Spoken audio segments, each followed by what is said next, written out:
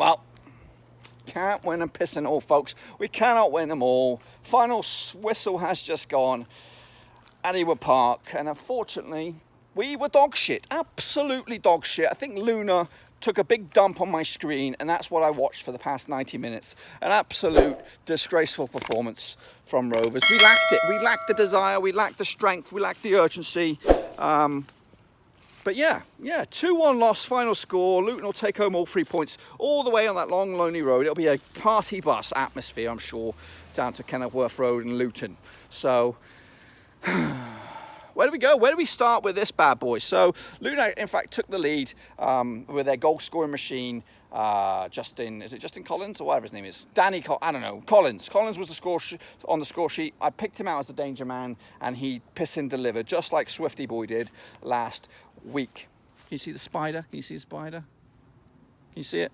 You can't. There's no way you can see it. But yes, they took the lead, and there was the lack of passion and lack of desire from Rovers today, and we got found out. They bossed the game in the first half, and it looked like they were going to take home score at least another goal before half time. So we eventually levelled the game with Lewis Travis. Now this game is going to easily get forgotten about, but the goal deserves a bit of credit. It was an absolute screamer. Elliot Bennett will be proud. Armstrong will be proud. Everyone should be proud of that goal. But it's going to count for absolutely nothing because it meant nothing. We got nothing out of this game. So 1-1, Lewis Travis with an absolute belter. And into the second half, Luton kept on pressing once again, and they got their just desserts with a second goal. 2-headed goals against Walton today.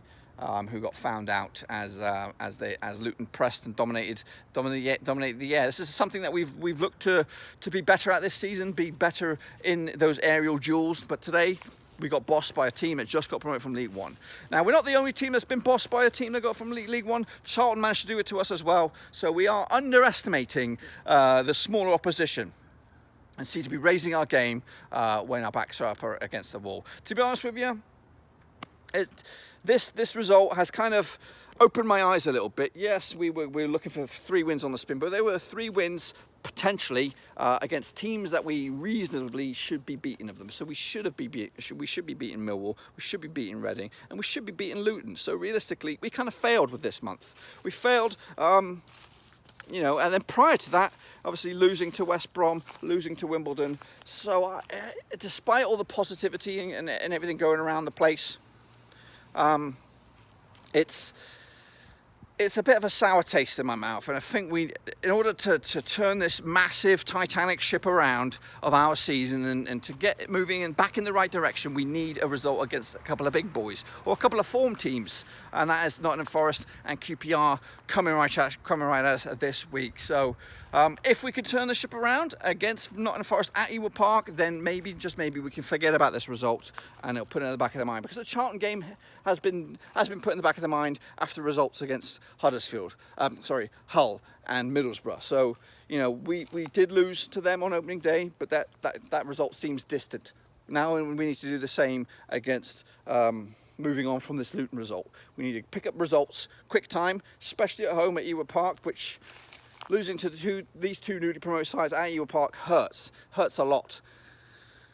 If we could bounce back against one of the form teams at the moment, Nottingham Forest, on Tuesday, then it will be a partially, we can start to forget about this already. And then if we could follow it up with a result against QPR down at their place on the weekend, then maybe, just maybe, we can be back in the right directions. Fortunately for us, it's not too much damage done in the position at the table. I think we're at 11th, unless something changed within the last minute. There's a lot of draws today, so only a few teams moved up just the 1 point. So it's not great. It's not great at all, but it's Rovers. That's the way we do it. It's the way we rock and roll.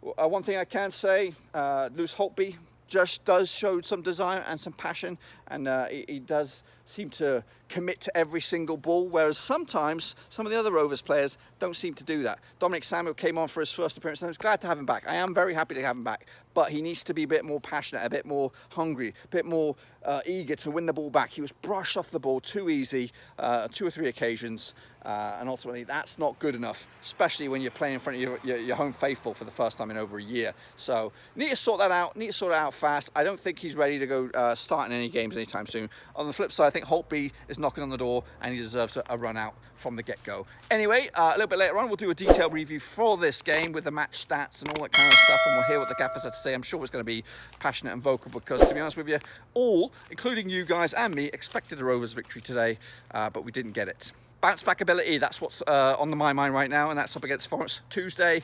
Coverage on that will begin tomorrow. Until I see you all again, make sure you smash that thumbs up, smash the subscribe, and we'll be back very soon.